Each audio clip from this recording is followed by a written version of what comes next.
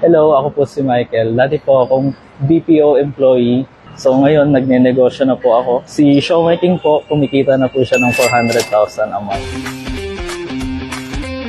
Kaya showmaking lang kasi yung merong 4 flavors, tapos 5 pieces. And compared sa price range ng competitor, mas abot kaya talaga yung sa showmaking.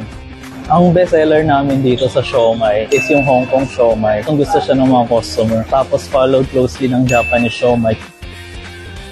Nag-start kami noong December 2022. Ngayon, after almost 1 year and 3 months, nanganak na siya. So ito naman si Potato King, kumikita na rin siya ng mga nasa 200 to 250 a month. Ito yung pangalawa kong noodle house dito rin sa Eaton Centris Terminal. Kumikita rin siya ng mga let's say 200 to 300k a month. Ang daily namin dyan, umaabot ng 19,000 per day. Tapos kapag monthly, umabot siya ng 420,000. Ang nag-start kasi, Showmaking, ang franchise niyan is nasa 288.